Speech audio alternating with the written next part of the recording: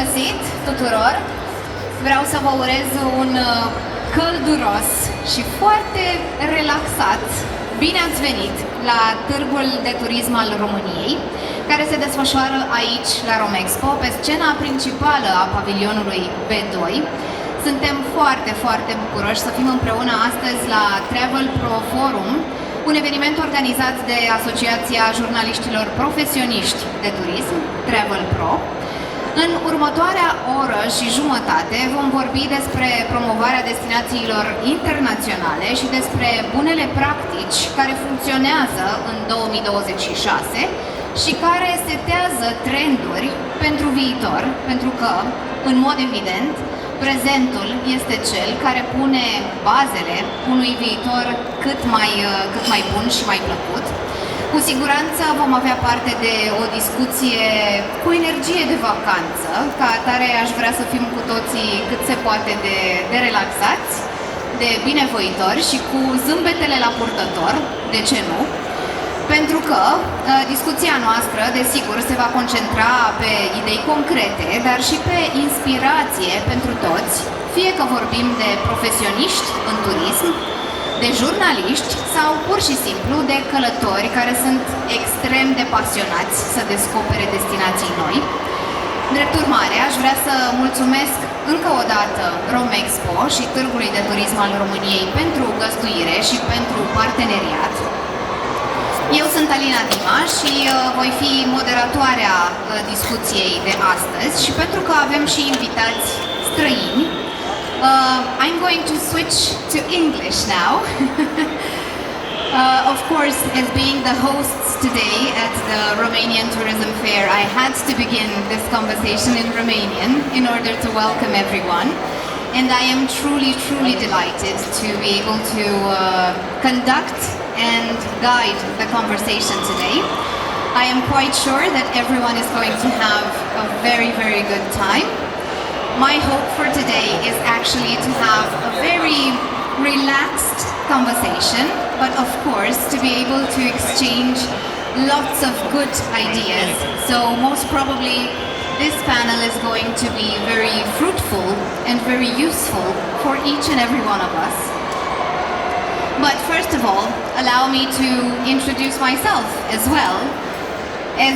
As I mentioned, I am very, very happy and honored to be your guide today.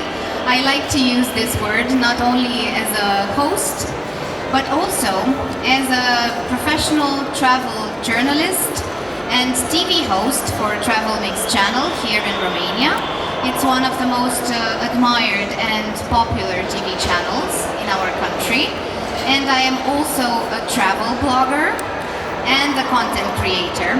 And I like to say about myself, and probably this is the sentiment that many other people that know me also have, that I am a very passionate storyteller, and I believe that each and every one of us has the capability and the spirit to make his own life a beautiful story, and this is mostly made by the destinations that we are able to discover, because every journey and every travel that we make is actually a journey towards ourselves, to discovering whatever lies inside of us. And every journey that we take also is a very, very good opportunity to share experiences with different other people and cultures, to experiment local gastronomy, to exchange thoughts and ideas, and to make friends. So basically this is the spirit of today's conversation, and I truly, truly hope that everyone has the same sentiment. And because time is not always on our side, I would like to begin already the panel with our first guest, which is Adrian Boioglu, President of Travel Pro Association, and also one prominent travel journalist also a media entrepreneur. He has GoNEXT television and Delta TV. And I would like to say welcome, Adrian. It's truly an honor to have you with us today.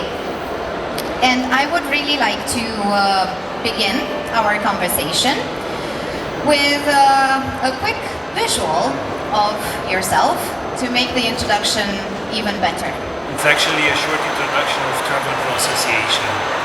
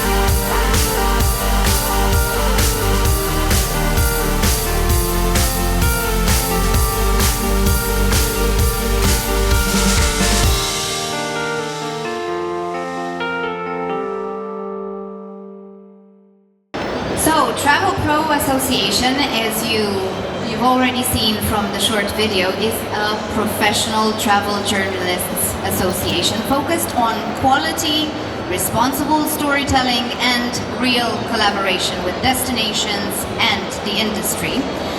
Today, as I mentioned, Adrian Boioglu is the representative of Travel Pro Association.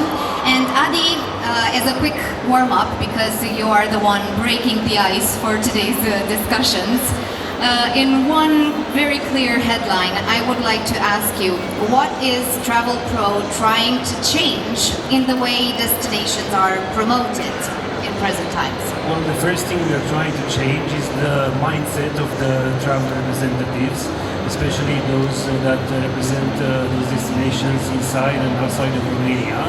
The fact that you can actually collaborate and work with professional journalists and not worry about high costs, not worry about, well, some of our trips are not even paid. No, we go there to do our job. And my job as a journalist, as I understand this, is to promote the destination and to understand how it works, what makes it great, what makes it different, in order to promote it, in order for our readers, for our viewers, to understand it even better and to get to know that destination themselves. So our main focus as journalists is to be objective, in such a way that our viewers understand exactly what they have to do, what they will expect when they arrive into a destination, whether that destination is in Romania or outside of the country. That's wonderful, and of course it's a lot of work which needs to be rewarded each and every time. And one other final thought for the beginning. In one brief sentence, what does best practice mean in 2026 when attention spans are shorter and shorter every day, and the content is actually present everywhere if we were to talk about the social media platforms? You are right, attention span is very short, and our content is not catered to those 30 seconds. We do long form journalism, and that's very different from short form TikTok or Instagram or stories and stuff like that. Our long form journalism stays over time, and it's better to be understood as a form of journalism, of media that will travel to time and place, will get into the more context of that destination and explain that in a deep, meaningful way. Yes, this is exactly the idea, because one destination cannot be thoroughly known through very, very short content, and this is why you need to dedicate it a lot more attention. One other practical tip for the audience is if a destination wants to work better with journalists and with content creators, what should they do first? Let's say starting next week? Well, the first thing would be to collaborate with professional journalists. One way is to contact these journalists one by one, or to talk to associations like Travel Pro and understand that you can have an integrated and meaningful collaboration just by talking to one representative of that association. And in this way you are sure that you're going to get quality content on one hand, and that everything will be understood and is transmitted to those journalists as a whole, so that collaboration will be more fruitful. Thank you very much, Adrian, for your input, and I will get back to you during the panel. Now, it is my great pleasure to welcome another wonderful journalist and content creator, and a very dear friend. I'm getting emotional because when talking about her, you can only use metaphors, because she is one amazing storyteller and a true professional. Gonț, welcome. Thank you so much for being with us here today and for sharing your thoughts with us in regards to remarkable storytelling, art and culture, some of the domains that are so dear to everyone's lives and can actually bring smiles, knowledge and beauty for each and every one of us. Dana, let's watch a short video about you first, and then we'll get into it without getting too emotional. Arhipelagul La Maddalena, care este în același timp și rezervație naturală. Cuprinde 7 insule mari și multe altele mai mici, dintre care una singură locuită, cea din spatele meu.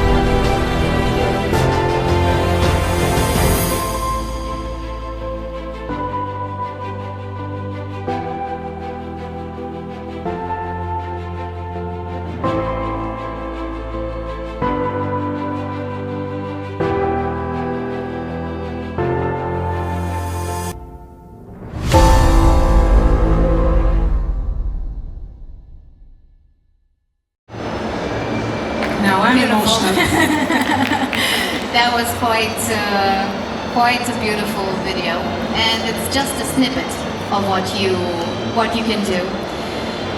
Your content is very elegant and very authentic and human, and we need more human content, especially in these times that we live in.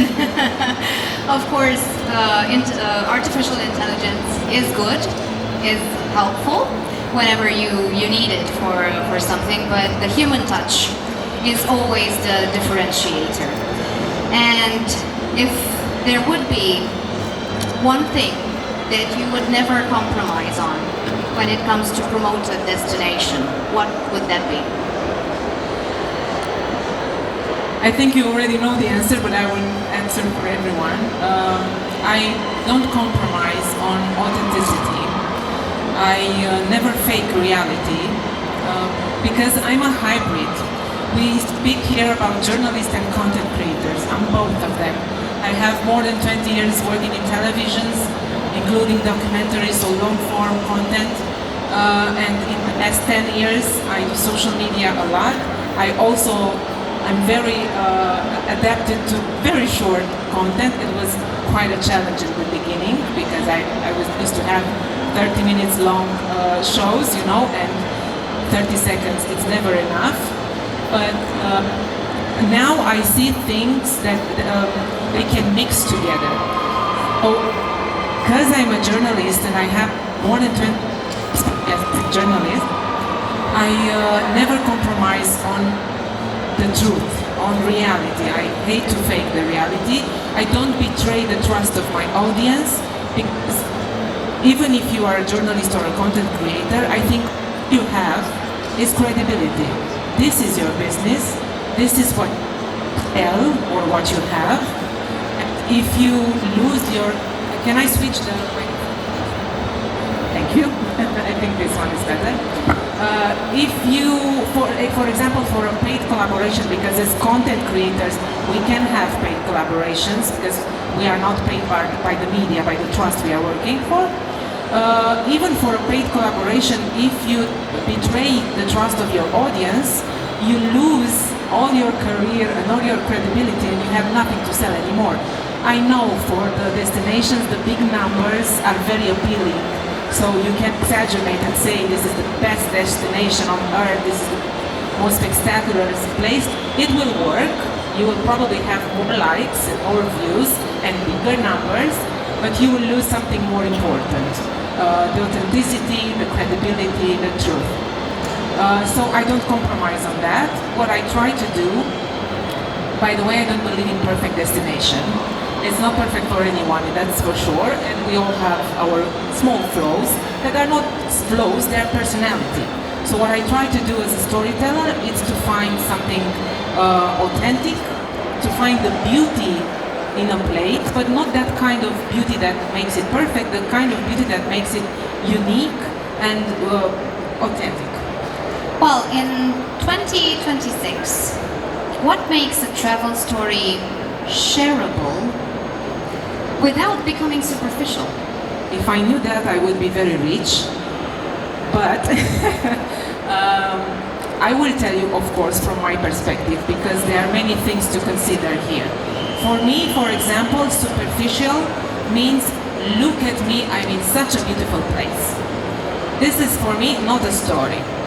The story, a deeper content, is look what an interesting fact I found here. Look what a story I discovered here. Look how you can better understand this place, or look what you can do here that is unique and you will not find anywhere else. So for me, this is the story. Also, when I don't do too much popular stories, you know that very well, but even if I do a popular subject, I try to look for something extra or for a different angle. I don't copy-paste the same kind of content because it's very complicated. Sometimes we are in a press trips, 10 people, okay? And we go in the same place, we eat the same thing, we have the same schedule, we meet the same people. If you don't have something that it's yours, if you don't have a perspective, if you don't have an angle, you will have 10 copy-paste pieces of content. It's not, for me, it's not just about pleasing the destination, it's about my job. I need to be different, otherwise it's not. I think the content should be about the personality of the place and the personality of the creator, both of them. Dana, thank you so much for sharing parts of your professional experience and your storytelling. And now, moving on, there is a special moment and a special destination that I would like to introduce. We have today here with us Nikitas Martigakis, President of the Business Association of Ammouliani Island, Greece. And who doesn't love Greece? I don't know if there is anyone in the audience who doesn't just look forward to summers in Greece. Well, your association, Nikitas, represents the local businesses and has been working actively with the Romanian market as well, and with the travel media. And it's really lovely to welcome you today, and I am quite hopeful that you are going to share some very, very interesting insights from Ammouliani with us. But first of all, there is something that we would like to surprise you with. I'm quite sure that you weren't really expecting this, but I am quite hopeful that you are going to enjoy this. We invited someone who has helped build Ammouliani's story here in Romania in a very, very hands-on and thoughtful way. And I would like to welcome on stage Alina Dima from Ammouliani.ro. Hello Alina, and welcome.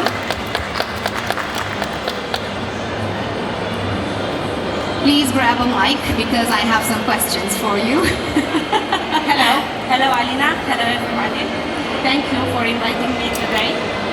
In just a few words, what did you want the Romanian audience to feel about Ammouliani when you started the project?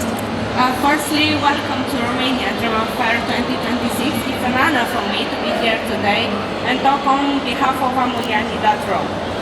We worked on Ammouliani for the first time in 2017, and we discovered the hidden gem of Halkidiki. After 7 days of sand and blue water, good food, and the calmness combined with the Greek spirit, we discovered that place of our soul. We come back to Romania and decided that Romanian market must know about Ammouliani. And this is how started our soul project, Ammouliani.ro. That's wonderful. And because I was mentioning the surprise, Nikitas, here is the surprise for you. Let's watch it together.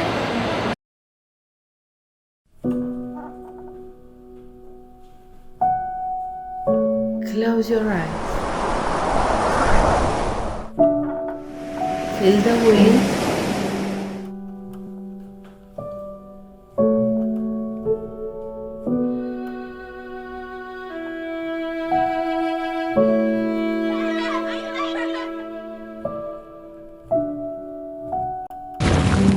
Feel the sea. Silence between waves.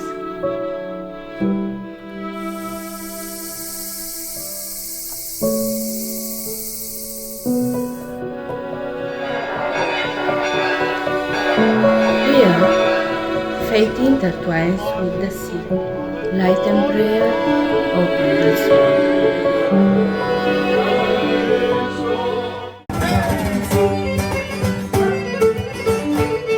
Embrace tradition. Taste the joy. Every meal is a celebration. Every glass a friendship. Here, hearts beat in the same rhythm. Ammouliani. You feel it, you taste it, you love it.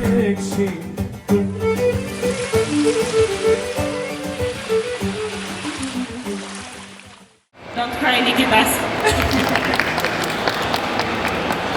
It's a surprise, a huge surprise. The last year we came on the island to make a video for 2016, Claudio has announced. We felt Ammouliani. Our thoughts and our feelings with him, how Claudio recovered quickly and come back to Romania safe and healthy. Don't see my mind something like this. I know he wants to say something. Well, I guess that a travel experience always gets everyone emotional because this is a journey that touches your soul.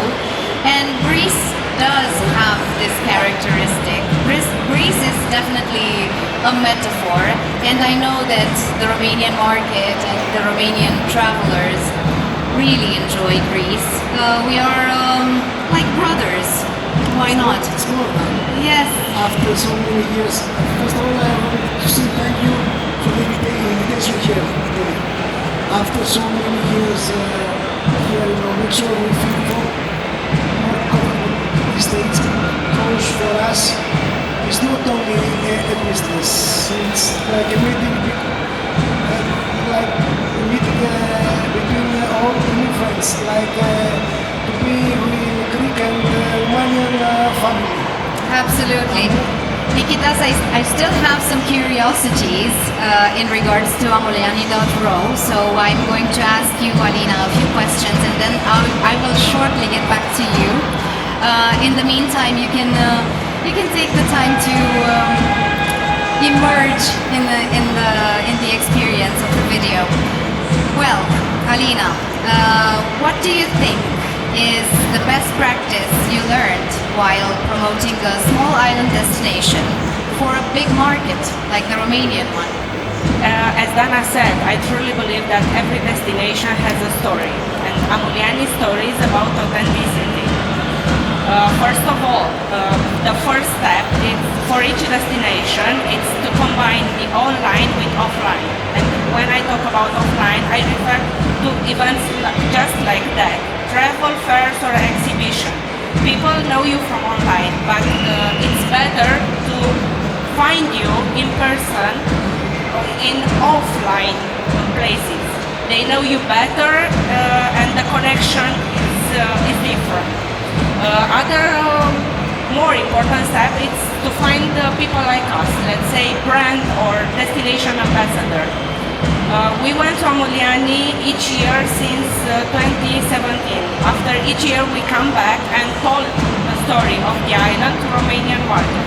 As a result, from a 2-month season in 2017, we arrived in 2026 when the season started on Easter and ended around the 1st of October.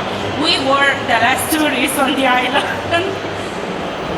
Well, this is quite a privilege actually, because sometimes it's so much better to experience everything without the crowd. But believe me, recovery watching Mount Athos was the best experience. I am quite sure of that, and I'm looking forward to going to Ammouliani next summer. Why not? And I have one last question for you, Alina.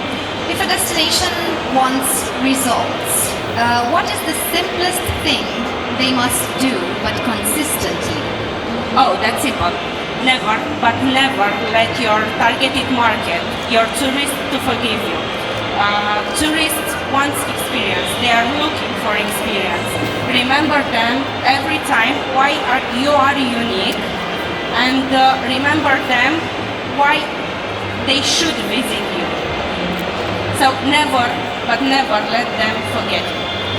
Thank you so much, Alina, for sharing this wonderful surprise. Thank you. Nikitas, I hope you enjoyed it.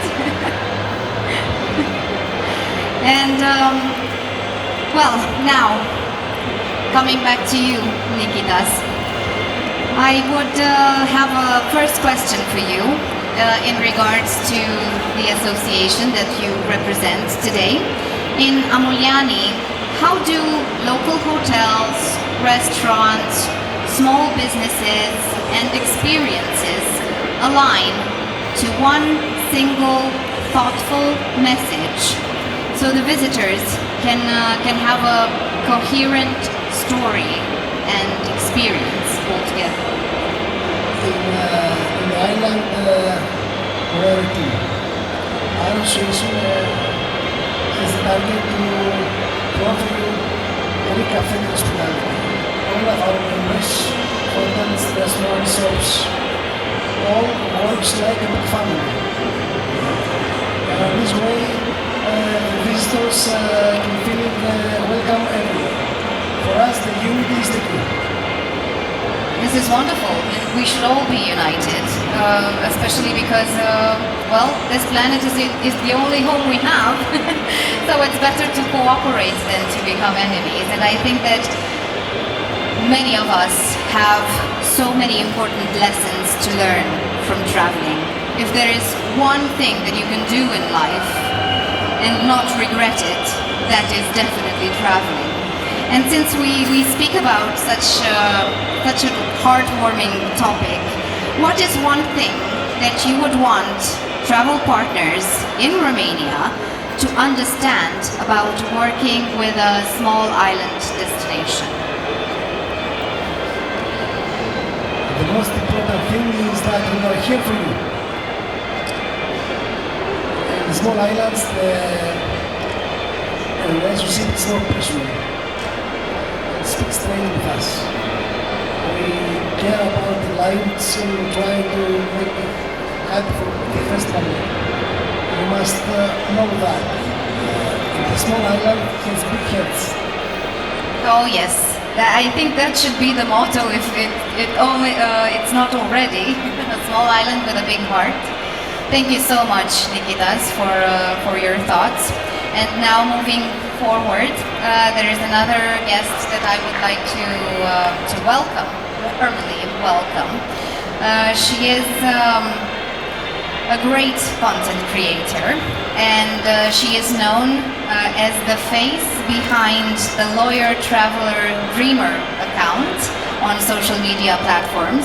She combines professional precision with travel aesthetics, working with hospitality and travel brands, and also building content that's both beautiful and useful. We should never forget or ignore the usefulness of things, because they are very important still. Diana Pinta, thank you so much for being with us today. Thank you for having me here. And now, of course, as you already got accustomed to, let's watch a short video about Diana Pinta. I think people gain a tremendous amount of wisdom when they travel, when they wander, when they allow themselves, as I did, to get lost. And maybe you'll find yourself somewhere. Traveling forces you to be social. You have to get directions. You have to learn where things are. You're attuned to your environment. You have to be more careful about the weather and where your lodging is going to be, where you're going to eat, how you're going to get from one place to another. When you're there, what is it you want to see? How can you find a place for you to actually just rest? It's an experience like no other. I love to travel. Just kind of exploring different places, and as long as you have a sense of the direction, you'll find your way. You'll figure it out.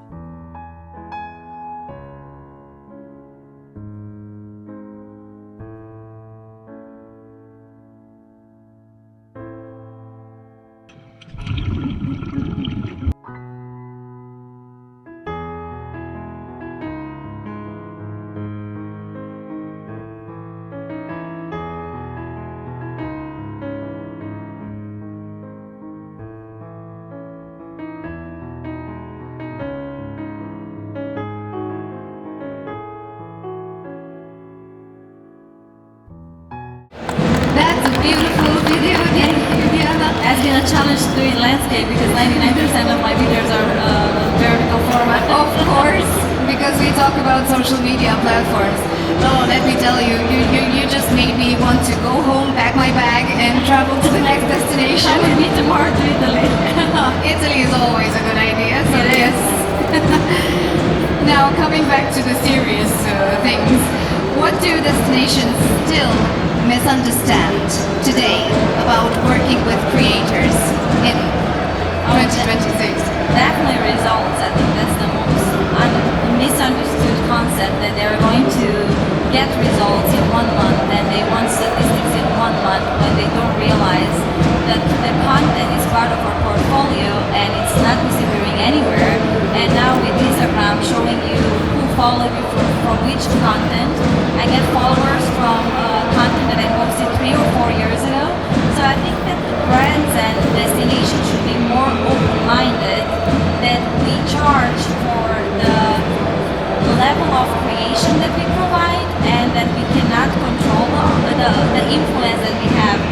whether you have 500 followers or you have 500,000 followers, you cannot control their algorithm. When somebody comes and guarantees you that they are going to give you a certain result, that's baloney. That cannot be done, especially now when the algorithm changes year by year. Oh, not only year by year, but I Month would by dare to month, say yeah. month by month. Either Meta and TikTok have this tendency to change algorithms, and not even content creators can keep up with all these challenges. It's a trial and error on a constant and daily basis. Of course, but I believe that at the end of the day, as Dana mentioned, it's all about authenticity. Exactly. And it's all about building communities. I think this is a lot more important than the statistics, the figures, and whatever other markers there are in terms of KPIs. The most important feedback that I'm aiming for is the word inspiration. When somebody comes, oh, you inspire me with your content. I met an ex-law school colleague a couple of weeks ago on the street. I haven't seen her in 15 years, and she was like, oh my God, you travel so much. You inspire me so much. And I was like, oh, let me give you a hug. That's what my content is about, and that's how I started doing what I'm doing now. Because I used to post on my personal profile, and I would come back and I would have tons of content from my trips, and people would say, oh, you're bragging about your travels, and I was like, no, I'm not. Let me start a new channel, and that's how Lawyer Traveler Tripper started.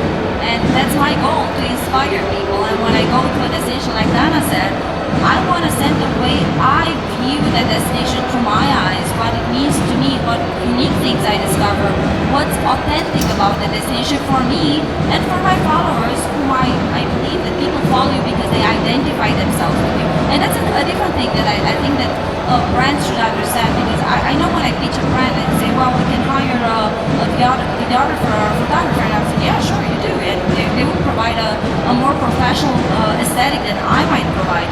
But they're not me, and every person is different, and every person can send a different message. That's true. That's definitely true. And now, what if a hotel or a destination wants content that converts? So coming back to algorithms and figures and KPIs, but not just content that looks nice. What should they brief you about? Should they brief me about? Oh, I always say that with AI coming in so strong, the only thing that will not be able to be replaced is personal experience and authenticity.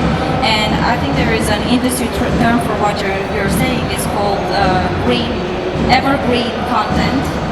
And I think that destinations, aside from promoting the events that they have every year, which I understand because they can draw tourists for those particular things, they should rely on tradition. They should rely on artisanals. For example, my audience is mostly United States, and when I pitch a destination, I say, look, my audience in the United States, people no longer make things by hand. So if you could include an activity that's done by hand, that we can have some workshops, or some putting our hands on something that we can bring home, that would be genius. Yes, well, it's true that in a global world where information travels in milliseconds, literally, it's absolutely crucial for all of us to maintain the traditions, the gastronomy, and to emphasize ever more the differentiators in each country, because this is what makes life beautiful at the end of the day. And I think all of you can agree with me that when you talk about destination, when you ask people what did you like the most, it's usually the people of that country. And I have one exception. I think Italy is an exception because people mention food first. Well, Italians are nice people as well. They are, but I should cannot get know. over the food. It depends on the region you go to. It's true that the northern part of Italy is mostly comprised by people that have the business mentality, but once you go south, well, everything changes. Dolce far niente. Assolutamente. It's always a good idea. Diana Pinta, thank you so much for your input, and I will get back to you so much as soon as possible. Now we have another special guest today from another very, very interesting and beautiful European country, quite close to Romania, as I might say. Lucia, Blašková, thank you so much for being with us here today. You are the Executive Director connected to the High Tatras Tourism Leadership, and also you work with Enjoy Tatras, a destination management company that promotes High Tatras and Liptov regions. So your work is very, very interesting, and I'm quite sure that very important. I would like to invite all of us to watch the short video about the Tatras Mountains, and then we will continue our conversation.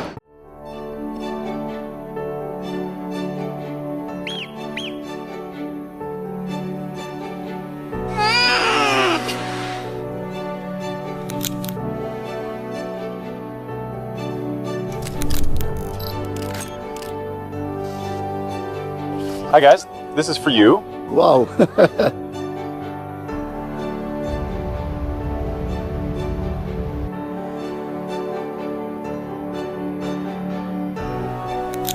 When will we be there? When? Nope. That's it, come on! Cometa from the depot, reporting for duty.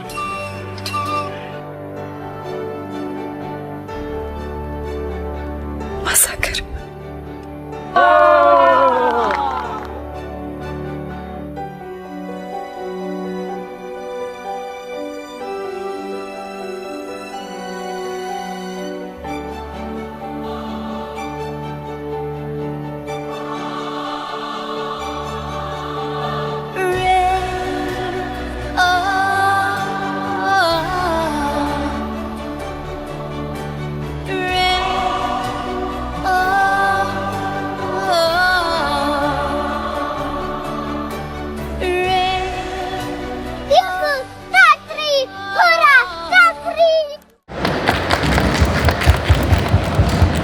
That was so heartwarming, and if everything in Slovakia and in the Tatras Mountains looks like that, well, I am your first tourist that wants to go right now.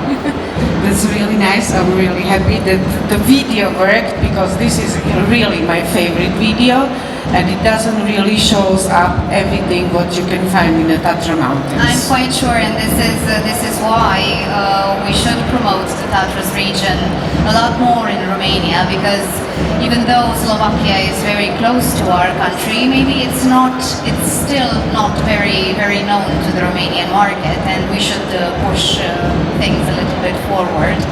Now, when it comes to working with media and content creators, what is the one thing that improves results immediately? Oh, sorry. No, that was the second question that I wanted to ask you. We don't get into... I will have time to think about it. Yeah, we don't get into very serious things just from the beginning. What is one best practice you use to make a mountain region feel relevant all year round, not only seasonally? You mean in Romania or overall? Generally speaking, and also for the Romanian market. You know, I think that the biggest game changer for all the mountain destination was the COVID era. Because during the COVID, we all explored that we have a nature behind our fence. We were so concentrated on the commercial life, and everything was like working for us and everything. We didn't appreciate the moment overly. So during the COVID, there was no any other chance just to go outside and explore the nature and so on. And not even like in our countries, but also I have this experience, for example, from UK, from Britain and so on. The people just find out that there is a nature. And so this is what paradoxically helped the mountain destination to grow and to be explored again or newly. And to become a lot more relevant. Yes. Nowadays, and that's great news, even for the country as is Romania and Slovakia as well, as we are part of Carpathian Mountains, we're kind of the same. We are joined by the hard line, let's say. is that the people, they want to go outside and they want to spend the time in the nature. Doesn't matter if it's a sea or beach or it's a forest, but outside. Yes, as we should actually, because it's a lot better to spend time outdoors than indoors. And when you work with the media, because we are here talking about journalists, professionals, content creators, what is the one thing that you believe that might improve results immediately for you without necessarily having to increase the budgets? Well, I must really appreciate the cooperation with the Romanian media and content creators together, because you all mentioned one thing, and that's the AI nowadays. I also heard like some opinions from the professionals in our country that we don't really need to organize the press trips anymore, or the Instagram content will go fake because it's going to be created by the AI and so on. But I will never give up on the press trips and cooperation, because there is no such a thing that can bring the authentic experience and the image and everything like to the final customer or to the audience. So for me, this combination of the press trips and social media or content creators is like the must.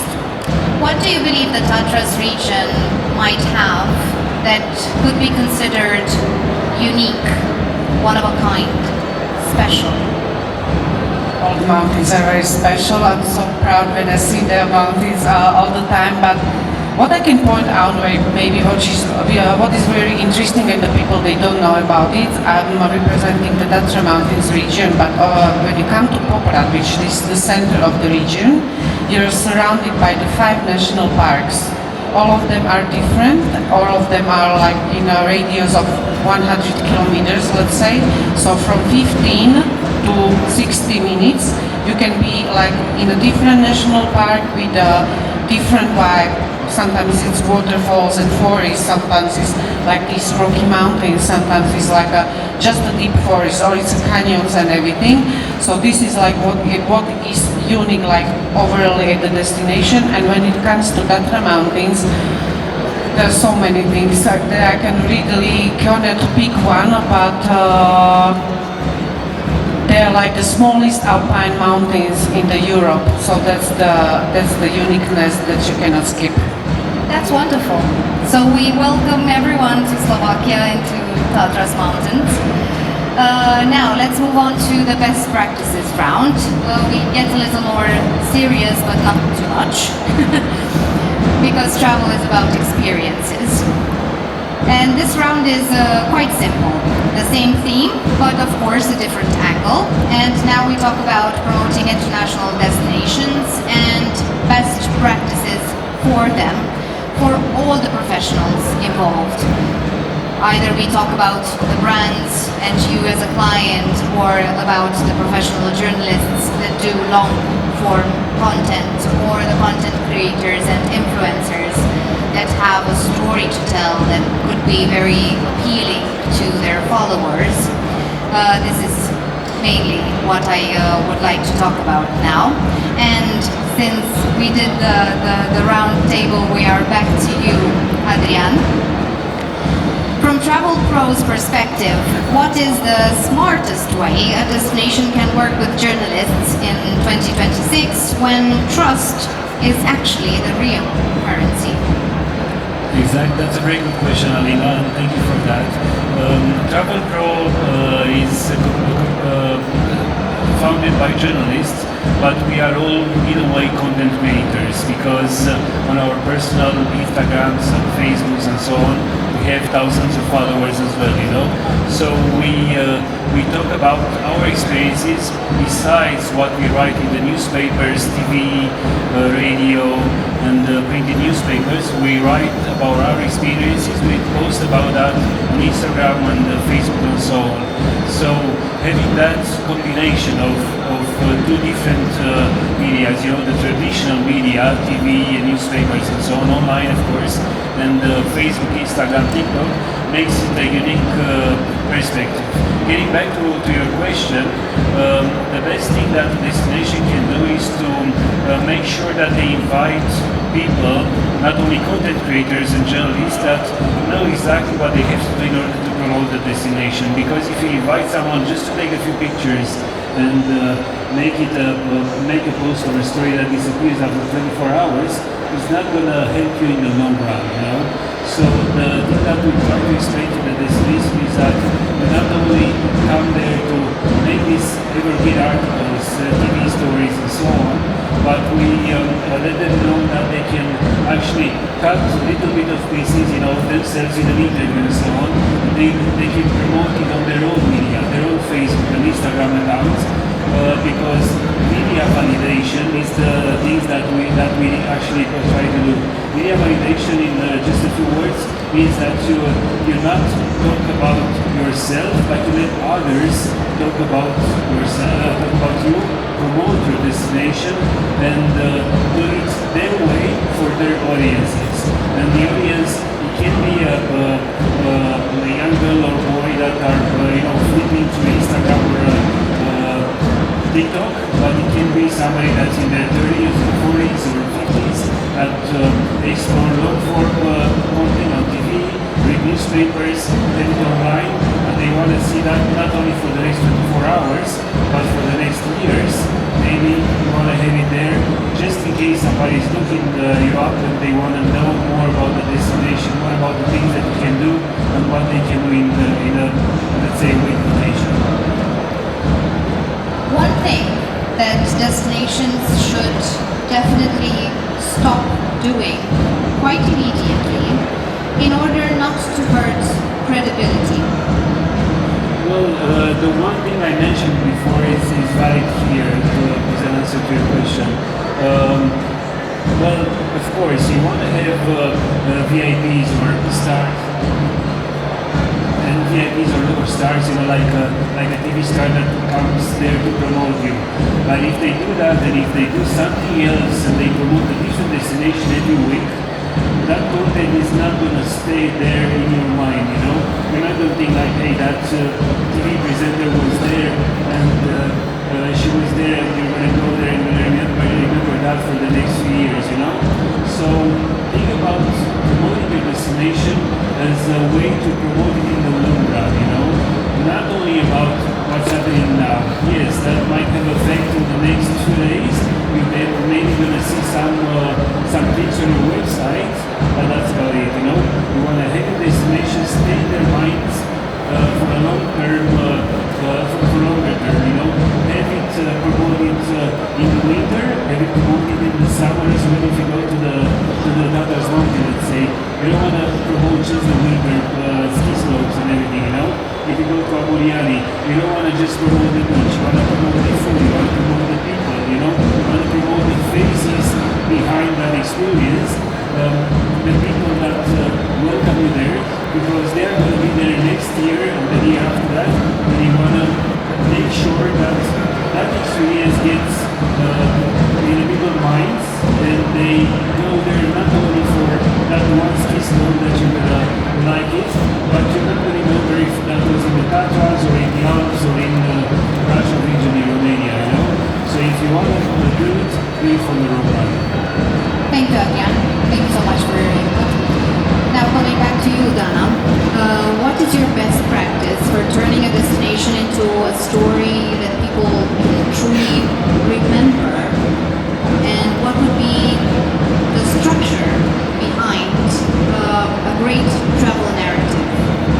I think my answer will a bit disappoint you, because I don't work with the recipes and with patterns. I don't go with a structure that I have to follow. But what I do is I develop my own style. I'm very curious by nature, thank God. That makes me a good content creator, because I always ask questions. And in my videos, I often answer to very simple questions like, where the snow globe was invented? It was in a very nice shop in Vienna, by the way. Or why do we bring Christmas in our homes on Christmas trees in our homes? Where did it start? Why do we do that? Sometimes I answer to very, very simple questions, So curiosity is for me number one, and verified facts, because my journalist background never let me sleep. So this is kind of my way. I will also give you a very short example of a collaboration with the Austrian Office Tourism, but we will visit Salzburg more specifically. Of course, for everyone, Salzburg, it's about Mozart, it's about the fortress, it's about the marzipan candies. It's the same for me, but I noticed something when I was in the historical city center of Salzburg. I noticed that there were no shops with neon lights. All these commercials, that neon lights. In the historical center, everything, all the signs were metallic, were handmade by blacksmiths. It started from the Middle Age. And they were so beautiful because in the Middle Age people could not read too much, so you have to suggest what's inside the store. So you have an umbrella store, you have a very nice lady with an umbrella, handmade and very artistic. And I was fascinated by this small detail that almost nobody seen, or maybe they seen but they didn't think it's important. Everybody was making stories about, Mozart and the fortress and the Christmas and so on. And I made a story about these signs, and I had more than 400,000 views organically. I don't invest budgets in this. And my face was not in the video, so it was not about me. Look at me, I'm here. Look at me what I saw. So this is the kind of story that I'm searching for. A small detail, useful fact, of course, curiosity, and everything that makes you feel something or helps you to know something that you did not know before. Because greatness usually lies in the details. And this is one very, very true and authentic way of creating the stories that matter and that last. Because, of course, lasting things are the ones that we relate to the most. And now for the tourism professionals and representatives that we have here with us today, and also the ones that are in the audience, how do you believe they could help you create better content on site without necessarily controlling your story? What do you think would be the best practice? We exclude the people here, right? So all the advices are for the camera. Generally speaking. Generally speaking. So my first advice, I will be very pragmatical, very short. I have 3 advices, I hope I will remember all of them. The first of all is stop filling the schedule so much. I know everybody is eager to show us everything in 3 days, but if you, as a journalist or content creator, go to the point up to you feel exhausted or honestly sometimes exploited, yes, you will not write in the mood that people would like to, because everything we feel, that's why we come to the press trips. That's why we experience things together, because we need to feel them and to pass them on. If we feel exhausted and tired and enough, what we will create, it will not be good enough. It will not transmit so much love and passion for the place. So first of all, I think we need time to create the materials, especially if it's video. It takes time to ask the right questions, to observe the place, to feel it, to smell it, to taste it. So, and this is the way when you come back, you can say, I was there. Otherwise, you can say, I see 5 museums, 10, castles, or whatever. So this is my first advice, to give time. The second advice is to give access to authentic experience. But please try not to make everything perfect for the journalists when they come, and for a regular tourist, change it, because we can have a trap. I can say I highly recommend this because it's great, because when I was there, everything was great, and then somebody writes to me and says, Dana, I trust your judgment, I always trust your recommendation, but this was not okay. And I say, what happened? and things like so. Don't over make up the reality too much. It's our job to find the story and to find what's unique. It's not our job to change it for us. The third advice is collaborate, as Adrian says, with the right people. Yes, it needs research. It takes time, but please choose the right people for your audience and diverse people, because I will say something about what Adrian says with journalists and content creators. The content creators, the social media grab you an instant attention, and it's very useful. Sometimes you put it on the list because you saw it. Sometimes you will not go there. Of course, media will validate and so on, and when you want to go there, you go in depth and you want to know more details, and you go to a more long-form content because you already plan to go there. You need to do your research better. But grabbing attention, it's not nothing, it's a lot. And sometimes you grab attention with an historical event or festival. Sometimes, for me, I'm a foodie. I think you know and you can see that. I'm a foodie and I like wine and gastronomy a lot. I have projects in this field. Sometimes I can travel just to eat something. I can travel for a dish. Honestly, I'm not kidding. And you believe me. Thank you. So, choosing a diverse audience and the right people. If I can see a dish that I want to a content creator on gastronomy, I can travel to that place for that dish. Or sometimes I go for a museum. Sometimes I go for an event. I don't know, sometimes I go for the peak of the mountain. It's very different, but choosing the right people and give them freedom to create. Because if they are the right people, you don't need to control them. So this is my prayer. Wonderful. Thank you so much, Dana. Thank you for your input. And it's almost lunchtime, so you talked about food, and I believe that we should start wrapping up in order to get lunch. Well, Nikitas, coming back to you now, and I suppose the mic, yes, just arrived.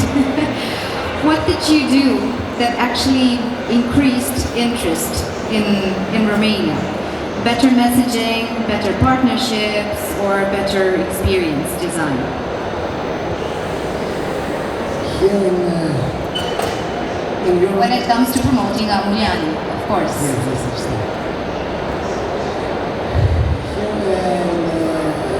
In this market, the project of Ammouliani last year I must say that he's a big success.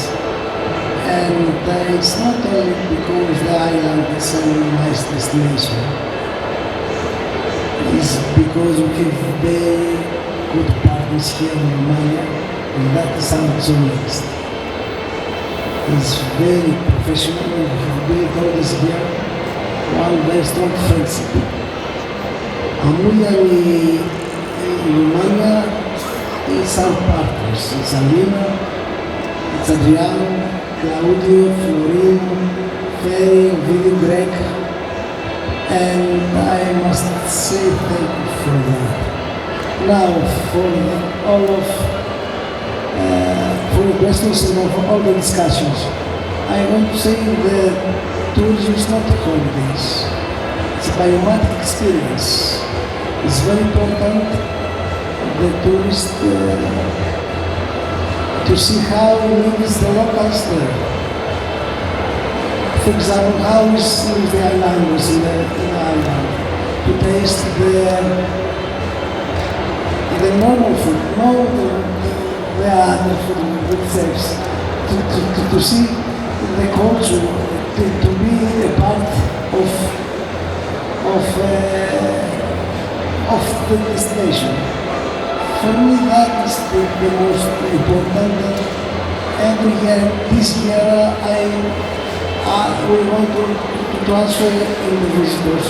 That is very important to the biomatic experience. If you go in a destination, to live like the locals, to see how is there.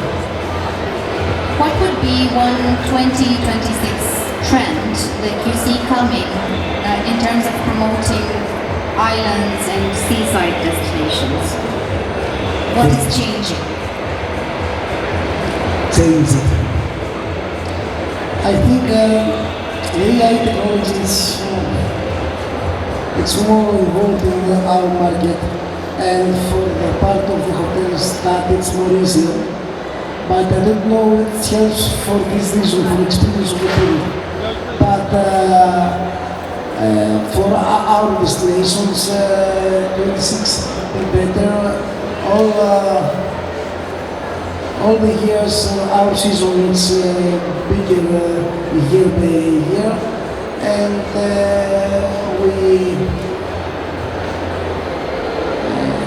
we try to have more markets in our island from 2016. That's wonderful. Thank you so much, Nikitas. Coming back to you, Diana Pinta. Creators often sit at the intersection of creativity and performance. So, what is one best practice to use to balance both authenticity and the commercial goals of a brand? Balance creativity and what? And the commercial goals of a brand. I think it's back to authenticity. If you stay authentic, if you send your true voice, if you, like Dana said, if you don't compromise, I call it like prostitution, professional prostitution, to accept a clothing brand that you collaborate with where you don't feel like doing it, where that's not what represents you, and it just damages your brand. I think people should stick to what they are good at. They should stick to the message that they want to send. We hear a lot in our industry the idea of niching down, and it's very difficult. But if you jump from travel to fashion, and from fashion to topics that have nothing, they have no relations to travel, you're just shooting yourself in the leg. You're lowering your chance of showing the level of professionalism that could lead to higher brand deals in the future. And accepting the fact that you're learning every day and with each collaboration that you have, I think it's essential, and I think it's what we all do, getting there. And I saw a video yesterday that no matter what age we are, if we are in junior high or in high school, we are getting there in a subject of honor in our life. And it's the same thing in content creation. We are getting there, and by getting there, getting better. Personally, I don't believe in competition. I think we all have a unique voice, and the only competition is getting better and challenging yourselves to improve your skills and to evolve. Exactly. It's a constant evolution, for sure. This is the journey of every human being. Absolutely. No matter in which domain you activate. This is what we came here for. Yeah, and understanding that no matter what you did in your previous career or in your education, there are things that are going to help you. For example, I'm an active attorney in Romania. I'm a member of the New York Bar, and when I collaborate with tourism boards, they say, "Oh my God, you're so professional." We collaborate with a lot of content creators, and they don't bring the same level of professionalism. And I always say, it's not my content creation career that led me to that, it's my law career that led me to that. So no matter what we do, we develop skills that push us forward, and as you said, we evolve. Absolutely. And since we are travel professionals, journalists, content creators here, and we've mentioned during our discussion today these two types of content, meaning the long form and the short form videos, you being more active in social media and on platforms, you know the algorithms and so on and so forth. Do you believe that short form videos could actually help promote a destination better, or it would just make everything look the same? What do you believe would be the solution for this? As Dana mentioned, it's quite challenging. I think it has to be a combination of both, right? With the short form video, you catch the attention.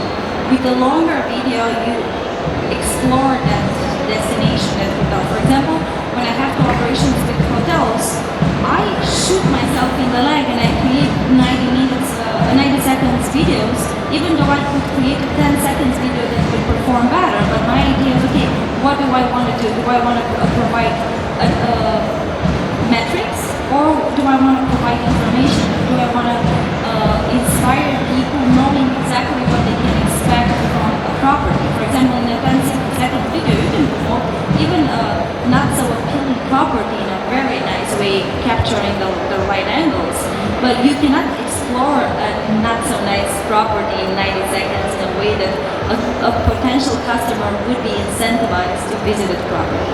And my idea is that for example, my goal, for example, to collaborate with airlines is that when you fly with a new airline, you know it's a Boeing 787, but you have no idea what the layout of the plane is going to look like. And my pitch for an airline is, how about we collaborate where I promote your economy class one way and your business or first class the other way, so when somebody wants to fly with Emirates, they know what the layout will look like and experience will look like. And they would know what to expect. Exactly. I think that knowing what to expect is something that helps and inspires customers, and that's one of the values that you can bring to any collaborator, whether it's an airline, a tourism bureau. Absolutely, because people need to have the feeling, information, of control. Yes, at least to be able to, I don't know, to predict. Yeah, to predict. Yeah. Thank you so much. Thank you so much. Lucia, coming back to you now. In terms of best practices for regions, how do you package experiences so the destination is not just a place, but a clear promise that people can actually choose and relate to? Promoting Tatra Mountains is quite easy in this way because, as we mentioned in the earlier interview, it's about the nature, which is beautiful and is the attraction number one. But on the other hand, we are lucky in the Tatra Mountains that we really have a good gastronomy. We have many historical places. Yes, I know what it means to travel for food, trust me. So we have like UNESCO heritage sites, we have like hot springs, like with mineral waters and everything. So to create a complete package for the tourists is quite easy for us because we can really keep the tourists occupied for a long time in the region. So that's the answer, like Tatra Mountains has gone. Wonderful. And if there were one digital best practice that you use currently and you wish you would have used 5 years ago, what would that be? For me, to work and cooperate with the Romanian market is now a really nice case study, let's say, because I started like maybe 4 years ago. Some of the partners here in the audience, they already know, like, it started with the New Year's Eve party. I've been working in a hotel where we had a congress hall for about 300 people, and we were doing, like the event with the host. The host was preparing the show and everything. And finally, like just like that, we realized that more than half of the guests are Romanian. Then there were like some Polish and a small volume of Slovak, so we said like, okay, we have Romanian New Year's Eve, but how this happened, yeah? Like I know Romanians were traveling to Slovakia also before, but this happened like 4 years ago, and so we started with the promotion of our destination here in Romanian market. First it was with the radio, or let's say offline. And then we started adding like another channels, and now what we do at the moment, like for example, I will use like the winter campaign, is like some offline. It was the TV and the radio, but we are cooperating a lot with the content creators. Now there's someone left like 2 weeks ago. I won't say a name now. Someone is coming like the next week, and then someone is coming in 2 weeks, and so on. So we really need a combination of that because of the variety of the Tatra Mountains, because it's even for the families with the kids, even for the outdoor hikers, but also for the people who just want to enjoy themselves. So we use it all. Wonderful. I agree. This is actually the best practice. Yes, to use all the possibilities, because in the end you have such a widespread target. People want to travel no matter their age or their social status or their financial status. Therefore, yes, this should definitely be of help. Thank you to all of you. Now I'm going to open the floor for questions from the audience, if there are any.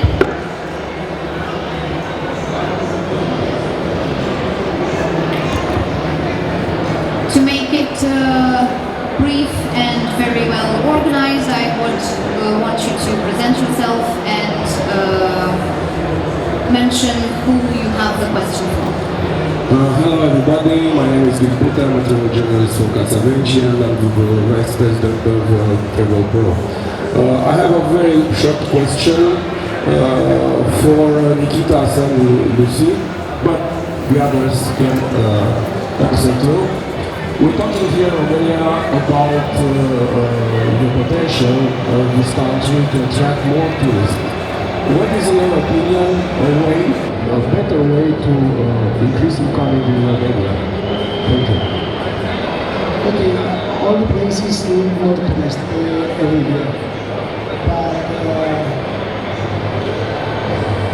for our destination for the island, because it's a small destination and really it's slow movement, our strategy for the future is to have our target low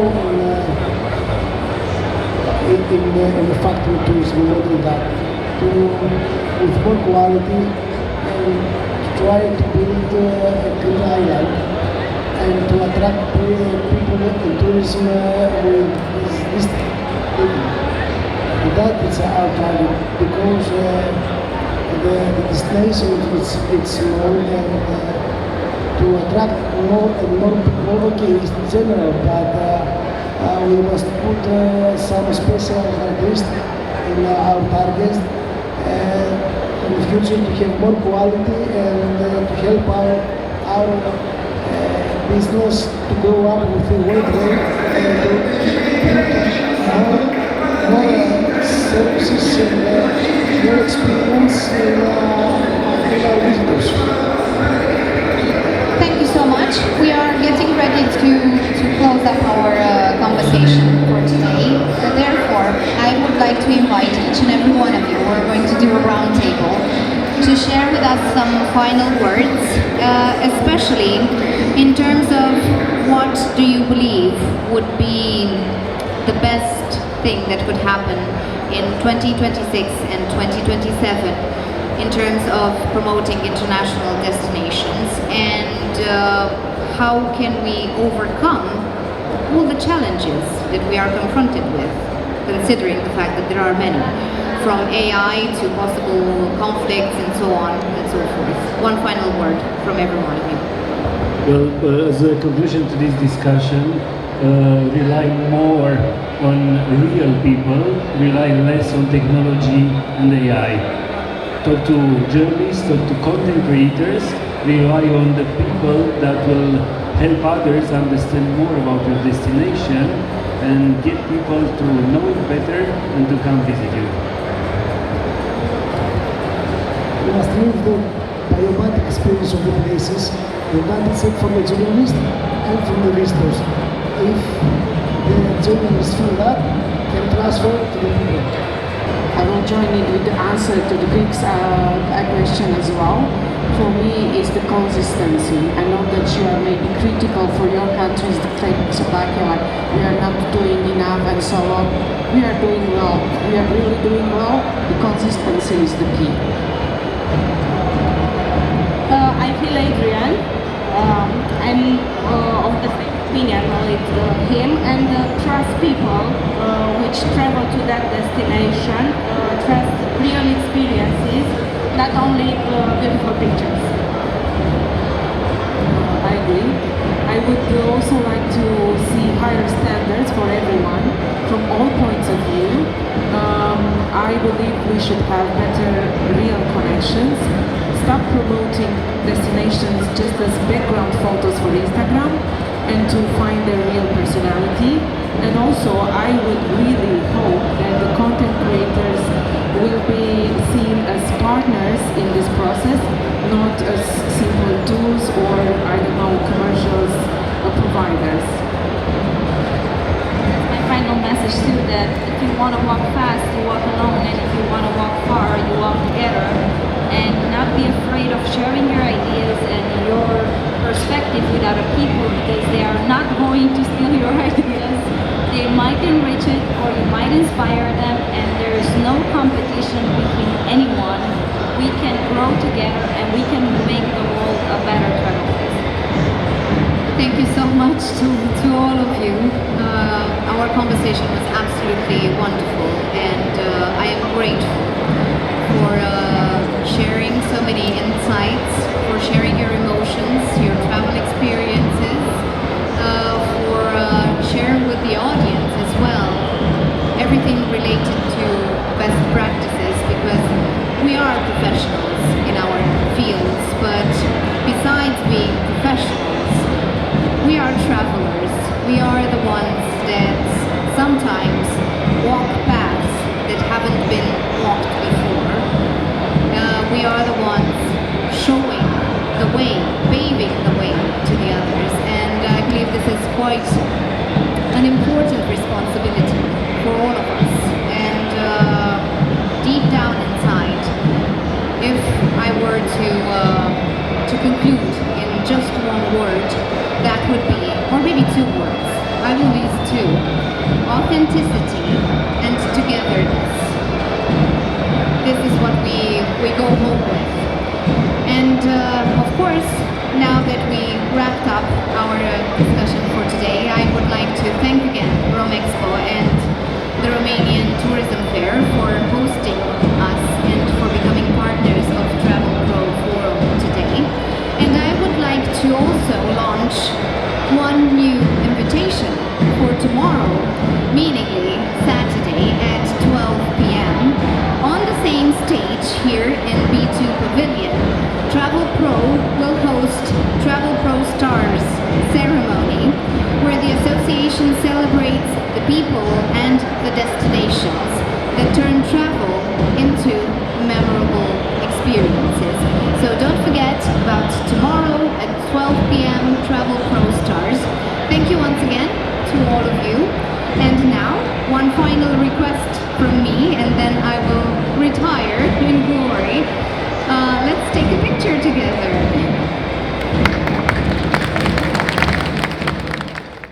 Dana, știi ce am extras eu din filmul tău de prezentare? Travel is my teacher. Ce ai vrut să spui cu treaba asta? Eu cred că atunci când călătorești, înveți foarte mult. Fiecare călătorie este o lecție și cred că e cea mai bună școală. Îți spun sincer, este Academia vieții mele. Am făcut, bineînțeles, și școli de multe feluri și cursuri de foarte multe feluri. Cred că cel mai mult am învățat din călătorii despre oameni, despre geografie, despre istorie, despre gusturi, despre toleranță, despre atât de multe lucruri, despre lucruri unice, despre obiecte mărunte, muzee de tot felul. Eu nu cred că există o școală mai frumoasă și mai utilă decât aceea de a călători. Cât de greu este să faci conținut pentru destinații externe? Mult mai greu decât internaționale, de fapt. Este mult mai greu decât pare să faci conținut, mai ales într-o perioadă foarte scurtă și în niște zile în care toată lumea crede că tu ești în vacanță. Uitați de asta, nu există vacanță atunci când pleci cu press trip sau când pleci cu un infotrip sau când pleci cu o colaborare. Nu, ok, te bucuri, bineînțeles că te bucuri și bineînțeles că e mai frumos decât să stai la un birou în Pipera, dar nu mai confundați lucrurile. Nu este vacanță, este foarte multă muncă. Trebuie să-ți vină extrem de multe idei pe loc, pentru că lucrurile se întâmplă în fața ta în acel moment. Ai o singură șansă, atunci poți să faci video, atunci poți să fotografiezi, atunci poți să faci totul, pentru că nu te mai întorci asupra lor și poți să ratezi multe momente. Trebuie să fii foarte rapid. În general, programul este foarte încărcat. Destinațiile au această tendință de a face un program care începe la 7 dimineața și se termină la 12 noaptea, pentru că ei vor... Chiar așa? Ei vor ca în 2-3 zile să-ți arate cât mai mult, ca tu din asta să generezi cât mai mult conținut și atunci uită cumva de faptul că tu trebuie să și simți locul. Din punctul meu de vedere, ai nevoie de foarte mult entuziasm, de foarte multă pasiune ca să faci asta și de un background foarte solid, pentru că să-ți poți alege subiectele nu știu cum să zic, nu chiar pe loc, dar să știi dinainte pe ce te vei axa ca să filmezi și ca să ai material mai târziu, îți trebuie să ai un pic de fundament pentru asta. Diana, am văzut filmul tău de prezentare, vii doar cu niște culori din astea solare, verde, turcoaz, vernil, albastru, portocaliu. Ce mesaj transmiți? Pentru că oricum sunt niște imagini impresionante. La un moment dat, un urmăritor mi-a lăsat un comentariu că filmările mele sunt prea colorate și răspunsul meu a fost: personalitatea mea este una colorată, așa că filmările mele n-au cum să fie decât colorate. Așa că ce vrei să transmiți prin această combinație exotică? Energie, optimism, culoare. Cred că toți avem nevoie de culoare într-o lume care funcționează în alb și negru de multe ori. Cred că transmiterea unei culori și a unei energii pozitive și a inspirației de a călători și de a vedea lumea așa cum este colorată. Promovezi destinațiile internaționale, excelezi în cele din afara României sau inclus și țara noastră? Cer să includ și România, deși percepția mea când e vorba de ales o destinație de călătorie să zbor cât mai departe, în principiu că când voi ajunge la bătrânețe pot să vizitez și România și cred că toți, din păcate, avem tendința asta de a zbura cât mai departe și de multe ori nu vedem ce e în grădina noastră, să spunem așa ceva, că avem foarte multe locuri frumoase și cu multă istorie și artizanat de promovat și în România. Tendința mea pentru 2026-2027 este să mă focusez și pentru a promova România și de a împărți treaba. Chiar acum prezența mea la acest târg și la târgul anterior din noiembrie a fost pentru a-mi crea conexiunile naționale relevante pentru a duce o conferință internațională numită TBEX Travel Blogger Exchange în România, tocmai de ideea de cum atragem incoming și realitatea e că creăm conținut în română, ne adresăm publicului din România, turistul străin, spaniol, german, american nu va traduce un articol din limba română în limba lui și de aceea avem nevoie de oameni care să vină din străinătate, care să vadă România și să înțeleagă că România nu ne plimbăm cu căruța într-o manieră zilnică, că putem avea plimbări cu căruța într-o manieră recreațională și rustică, dar România are multe de oferit. Cea mai drăguță comentariu pe care l-am primit recent de la un american mi-a spus că a fost în România și că i s-a părut ca Elveția săracilor. Mi-a spus și zic ok, o să o iau ca și că are frumusețea Elveției la un buget mai redus. Mulțumesc mult de tot! Cu drag! Nikitas, you said that Ammouliani is a small island with a big heart. Why? Because the small island, it's true, it has big hearts. The people, the relationship with the people, it's more close, it's more personal, and you can realize, you can understand how the islanders lives, how lives the locals. That's more authentic, and I think and the feeling who has the visitors about this type of tourism, it's more real. For that, the visitors understand the character of the village, and for that reasons. Okay. What kind of tourists do you have on the island? Except the Romanians, there are a lot. We have people from around all Europe and especially from Balkan countries, from Bulgaria, Serbia and Romania, from Italy, from German, England people, from all over the world. But we have a special connection with the Romanian market. Why? Because we feel very comfortable here, and that's happened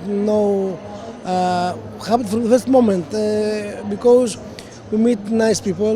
You have many friends here. Many friends, many partners here. And not only for that, we feel that Romanian people is so close to our philosophy. It's like us. And that's happened without to push it. It's full of joy. Yes, and from our heart. Tourist woman said in your film regarding the view from Tatra's mountains, this is insane, in a positive way, of course. Yes. Why are the mountains, your mountains, Tatra mountains, so impressive? I think it's the diversity, because it's not like only the highest peaks. We have like more than 50 peaks which are about 2,000 meters above the sea level. But it's also like about the deep valleys, the waterfalls, many different hiking trails. So the diversity is the number one. In the summer, what kind of tourism do you have, and in the winter as well? Like High Tatras or Tatra Mountains are the most popular hiking destination around the Central Europe, I can say. It's about like 4 million tourists a year are coming just to Tatra Mountains, and it's because of the hiking trails, because we have more than 600 of very well marked hiking trails, so it's really a lot of hiking. And about Romanian tourists, do you have? Yes, we have a lot of the Romanian tourists. We have just brand new statistics which shows is like more than 12% against the last year. So now it's more than 12,000 Romanians visiting only Tatra Mountains region in Slovakia. There are so many more in other parts of the countries. Romanians are now mostly coming during the winter for skiing, but now they are already started exploring also High Tatras in the summer.